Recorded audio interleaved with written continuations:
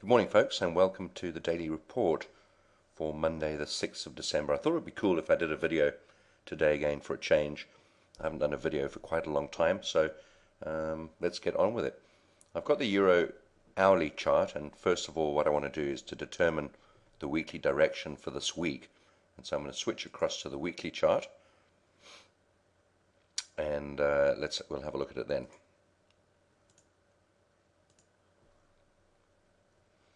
Alright, so this is the weekly chart. Just ignore all the lines and so on, because those are part of the hourly chart, which we'll get to in a minute. But let's have a look at last week's candle, and you can see, I'm just going to zoom in quite closely on it. There's last week's candle. We had a big spike low, but we've still got a lower low and a lower high on the candle compared to the week before, and therefore we're going to stick with a bearish direction as long as we're beneath the high of last week's candle, which is really just around about where we reached at the end of the NFP announcement on Friday. So I'm going to pull this reversal level down and just put it right there, and you can see that's at the high of last week's candle, and that's the weekly reversal level. As long as we stay beneath that level during this week, we remain bearish on the euro. The moment we move above that level, then we strictly speaking stay out of the euro for the rest of the week. Having done that, we can now move across to the hourly chart and have a look more closely again. So I'm going to switch back to the hourly chart, and there we have it as I had it before. Just want to get rid of that favorites bar. Now there's the weekly reversal level. You can see it's at the high of last week, which occurred on Friday, incidentally, just after the NFP announcement. I expected the euro to move lower after the NFP, which it didn't. As it happens, the euro rallied quite significantly, but nothing dramatic, and I wouldn't have been trading it anyway, and I didn't trade it, as I don't trade on speculation of the NFP. Nevertheless, it rallied slightly faster than I expected. You can see we made a little double top. There's the first candle at the end of the day. There's the second one at the opening of the Asian session for this week. You can see we made two little spike highs there against this weekly reversal level. That's actually what formed the weekly high, and since then we've moved down just a little bit. So, very simple scenario this week, really. As long as we remain beneath that red level there, we're looking to sell the euro. So, we may not actually get a chance as it's moved down already. You can see the signal was given several hours ago at the start of this week's session. Anyway, let's see how it goes. We've got some support levels beneath us where these black lines are. And so you can see I've got the moving averages, the 200 period moving averages, and the 100 period moving average, and then I've got three support lines beneath us, which would represent areas where the euro might bounce. I haven't actually drawn in the Fibonacci from this swing low to this swing high, which I can do now. So there's the last swing low, and there's the last swing high, which was the weekly reversal, and there we've got the Fibonacci retracements: 38, 50, 61.8. And those Fibonacci retracement levels coincide quite closely with the three black lines that I had drawn on the chart already. So our support levels are pretty clear, and also those levels match up quite closely to where the moving averages are. So support levels are pretty clear. Resistance level at the top here also happens to be the weekly reversal level, and we'll look to see if we get near the opportunities to sell the euro during this week. It may be that we get some counter trend opportunities, but I think we'll probably pass those up during this week and just look for opportunities to sell, so that we don't get caught in something like a waterfall pattern, as we have done on a couple of occasions. So we'll probably try and stick with the weekly direction. In other words, in summary, euro, we're looking to sell this week whilst we're beneath this red line. That's at around about 1.3440, and if we get a chance to sell, perhaps later on today or whatever, or early this week, if perhaps we'll rally back up there, just touch it and then move down, that'll be our chance to get into the euro trade. Alright, so what I'm going to do is now switch across to the pound, and I'm just going to save that one and delete it. Right, now I'm going to get the pound chart onto the screen, and let's have a look at this one. So, first thing, as always, I have a look at the weekly chart to determine my direction for the week.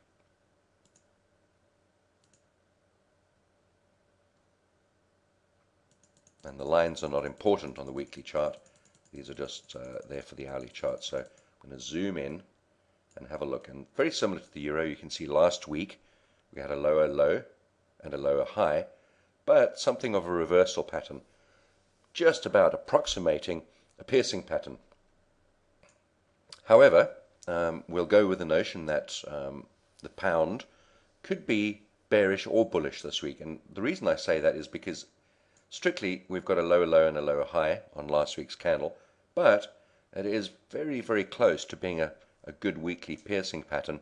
And so part of the pattern there says we should be short for the week, part of it says we should be long for the week. So I'm happy to look at this in either direction as long as we get a good G7 signal and a good setup to trade the pound in one direction or the other. That means on the hourly chart we need to have our levels drawn from the top down and from the bottom up so that we can be prepared for trades in either direction. So really this weekly reversal level I can put on two sides. I can put one on the top there, which is the high of last week's candle, and I can put one on the bottom, which is the low of last week's candle. And that would form the barrier on one side, this would form the barrier on the other side. And whilst we're really in between this range, that's when we'll be looking to trade the pound. So whilst we're below the red line at the top, there might be opportunities to sell, and whilst we're above the red line at the bottom, there might be opportunities to buy. Really quite as simple as that. And then I'm going to go across to the hourly chart now. Get rid of that.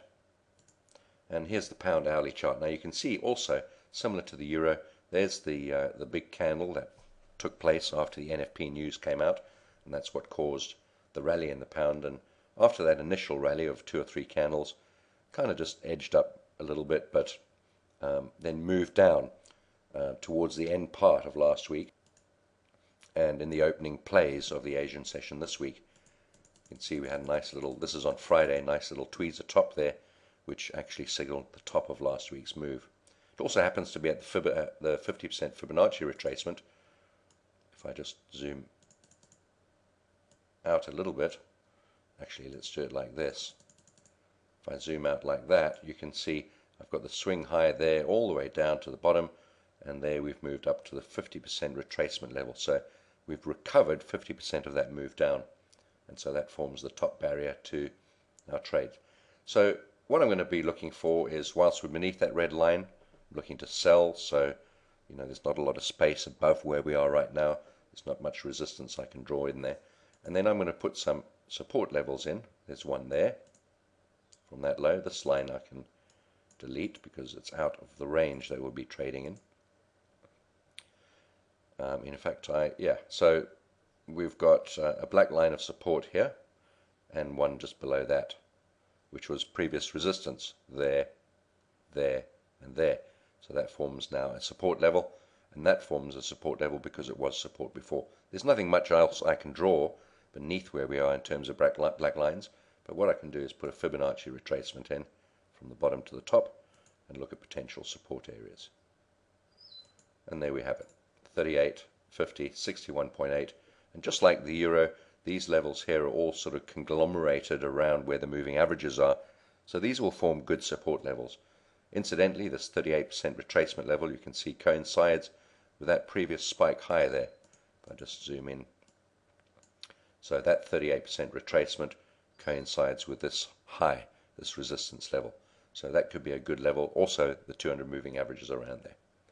So you can have a look at these levels and draw them in, pencil them in onto your charts using your chart tools. And in summary, the pound, even though we've got a lower low and a lower high from last week's candle, we could trade the pound in either direction because last week's candle also happens to be something very close to being a piercing pattern, and therefore there's some bullish tendencies. Whilst we're beneath those, between the two red lines, which form the high and the low of last week, we could look to sell or buy the pound. There's no space above us to create any further resistance levels because the red line's pretty close to where we are now. So that would form the natural resistance, and if we get a spike high up to that and a bearish engulfing candle pattern or a dark cloud cover or bully candle, at that level there, at that red line, then we might be in for an opportunity to sell the pound. If not, and we move through there, then we'd be out of the pound for the week. But could be that we move down to some of these levels as well, where we might have a chance to buy. The euro, short for the week, non-negotiable. The pound, either direction. You've got the levels from the pictures I put up on this video. Pencil them in onto your own charts, and I'll see you on Tuesday for our live trading session.